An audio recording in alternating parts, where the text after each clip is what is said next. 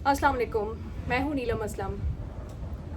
मैंने सोचा था आज कोई वीडियो नहीं बनाऊँगी, 9-10 मुहर्रम का एहतराम करूँगी। आज मैंने कोई वीडियो नहीं बनानी और किसी टॉपिक पे भी बात नहीं करनी। जो भी अपडेट होगी अब आपके साथ 2 दिन बाद ही शेयर करूँगी। लेकिन हम न्यूज़ के लोग हैं और न्यूज़ के लोग कहते हैं कि पाकिस्तान में there is no dull day ख़बर के लिहाज से। हर खबर ऐसी खबर आती है जो पहले से ज़्यादा मैं बड़ी माजरत के साथ बुरी होती है, दुखी होती है, कर्बनाक होती है और हमें एक नया ही सबक और एक नया ही ट्रॉमा दे जाती है। और ऐसी ही एक ख़बर कल आई मीनार पाकिस्तान की। मैंने कल अपनी कम्युनिटी में उसके बारे में थोड़ा सा लिखा, उसके बाद भी मैंने सोचा कि मैं नहीं इसको डिस्कस करती। फिर वीडियोस मैंने देखी और रात को मैं इसके बारे में सोचती रही। फिर मैंने रात को एक पैगाम मैं सोच रही थी कि मैं इन दरिंदों को क्या नाम दूँ। फिर मैंने इनको यजीदियों का नाम दिया कि ये अभी कह सकते हैं कि इस वक्त के ये यजीद हैं जिन्होंने एक बच्ची को इस तरह से बेआबरू किया, क्योंकि इनके जो आमाल हैं वो यजीदियों जैसे थे। मैंने इनको यजीदी करार दिया। फिर इनके माँ बाप को भी मैंने ब्लेम किया कि उनकी इतनी बुरी तरबियत कि उन्होंने अपने बच्चों के अंदर खातून का एहतराम तो दूर है, एक इंसान का एहतराम, एक इंसानियत का एहतराम भी नहीं डाला। क्योंकि आयशा बताती है 6:30 से 9 बजे तक मुसलसल उसको टॉर्चर किया गया, उसको घसीटा गया, उसको पकड़ा गया, उसको छुआ गया, उसके कपड़े तार तार किए गए, उसको धक्के दिए गए, उसको हवा में उछाला गया, उसको ज़मीन पे पटका गया। जिस पर आयशा पूछ रही है क्या पाकिस्तान की बेटी होना इतना बड़ा जुर्म है, तो आयशा मेरे ख्याल से है, इतना बड़ा जुर्म है बेटी होना।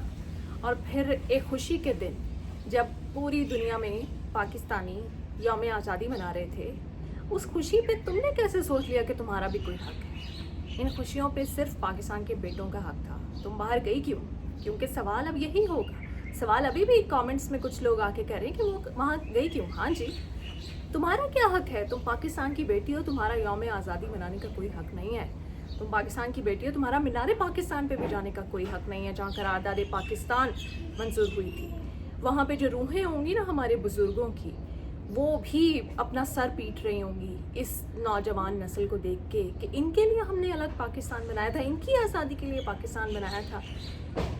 इनको आज़ादी का मतलब भी पता है, इन भेड़ियों और इन दरिंदों को। तो वो भी जो है ना रूहें, वो भी इस वक्त कर्ब में होंगी, दुख में होंगी अपनी एक बेटी के साथ इस तरह का जुल्म देख के। आयशा ये बताती है कि गार्ड ने वो जंगला से उसे अंदर आने की इजाज़त दी कि उसको महफूज कर सके, लेकिन ये पूरा जो जत्था था दरिंदों, भेड़ियों, यजीदियों का, ये वो जंगले क्रॉस करके ये उसके पीछे गया। मतलब उन्होंने ये नहीं कि एक तो कोई होता है ना कि आपके पास ही कोई आ जाता है तो आप उसको तंग करते हो, लेकिन ये उसके पीछे गए जंगला तोड़ के। फिर एक वक्त ये आया कि आयशा ने कहा कि वो पानी के तालाब में छलांग लगा दे, कि तालाब में छलांग लगा के वो अपनी जान बचा सके। ये कोई मैं आपको ज़माने जाहिलियत के किस्से नहीं सुना रही, ये मैं आपको 2021 में पाकिस्तान के दूसरे बड़े शहर लाहौर में, लाहौर की एक आम जगह पे, जो कि आम नहीं है, हमारे लिए बड़ी ख़ास है, जहाँ पे हज़ारों लोग थे, उस जगह का किस्सा बता रही हूँ कि वहाँ पर हवा की बेटी ने सोचा कि अब जान और इज़्ज़त बचाने का एक ही तरीका है कि मैं इस तालाब में छलांग लगा दूँ, मेरी जान चली जाए लेकिन मेरी इज़्ज़त बच जाए। वहाँ से भी वो छलांग लगाने में कामयाब ना हो सकी क्योंकि ये उसको छोड़ ही नहीं रहे थे। फिर वो बेहोश होकर गिरती है। 2 बार पुलिस को कॉल की जाती है, पुलिस हमेशा की तरह लेट होती है। पुलिस क्यों पहुंचेगी? पुलिस भी तो यौम आज़ादी मना रही होगी कहीं। खैर वो एक सेपरेट इशू है।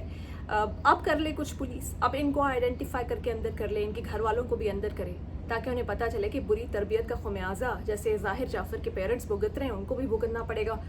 खैर ये कहती है कि वहाँ पे 6:30 से 9 बजे तक ये सारा सिलसिला चलता है और सिर्फ चंद लोग होते हैं जो इसकी मदद करने की कोशिश करते हैं। जो मदद करने की कोशिश कर रहे होते हैं बज़ाहिर वो भी कोई ख़ास मदद नहीं कर रहे होते, वो भी इसको नोच ही रहे होते हैं। इसके पास जो नकदी है, जो ज्वेलरी है, वो भी ले लेते हैं। और उसके बाद जब ये बिल्कुल बेहोश होकर ज़मीन पे गिर जाती है तो कहती है एक बच्चा आके इसके मुंह में पानी डालता है और वो कहता है कि तुम लोग पागल हो गए हो, ये लड़की शायद अब मरने वाली है या बहुत बुरी हालत में है, नाजुक हालत में है, तो भी आवाज़ें आती हैं कि नहीं ये तो ड्रामे कर रही है, اس کا تو جینے کا حق ہی نہیں ہے. اس کی ہمت کیسے ہوئی کہ یہ پورے کپڑے پہن کے، شلوار قمیض پہن کے، یہ یوم آزادی پہ مینار پاکستان جشن آزادی منانے یہ کیوں آئی؟ یہ ہماری دنیا میں، یہ ہمارا ملک ہے، یہ ہماری حاکمیت ہے، یہ میل ڈومیننس ہے، یہ میل ڈومیننٹ سوسائٹی ہے. اس کا ہمت کیسے ہوئی کہ یہ ہمارے ساتھ اس نے سوچا کہ برابری کرے گی اور جشن آزادی منائے گی؟ اس کو سبق سکھانا ہے. یہ مر نہیں رہی، یہ ڈرامے کر رہی ہے. اس طرح کے وہاں پہ قصے سنائے گئے. فی الحال ان کئی گھنٹوں کی جدوجہد کے بعد عائشہ بچ جاتی ہے، اور عائشہ نے پھر یہ کہا کہ اب مجھے نہیں سمجھ آ رہا کہ مجھ سے اپنی ویڈیوز خود نہیں دیکھی جا رہی، جو ظلم ہوا ہے وہ میں خود نہیں دیکھ پا رہی، اور مجھے یہ سمجھ نہیں آ رہا کہ اب زندگی کا مقصد کیا ہے اور زندگی کیسے گزرے گی.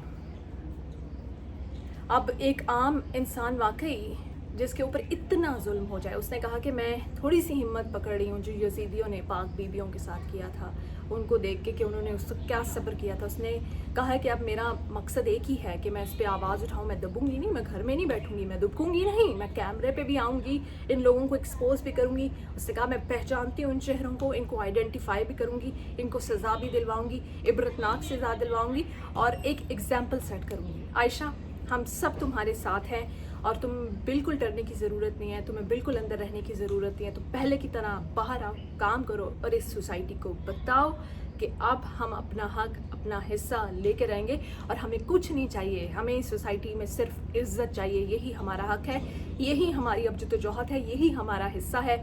یہ لے کے رہیں گے، ہم بھی جائیں گے. یہ جو کہہ رہے ہیں مینار پاکستان گئی کیوں تھی، جائیں گے، مینار پاکستان جائیں گے.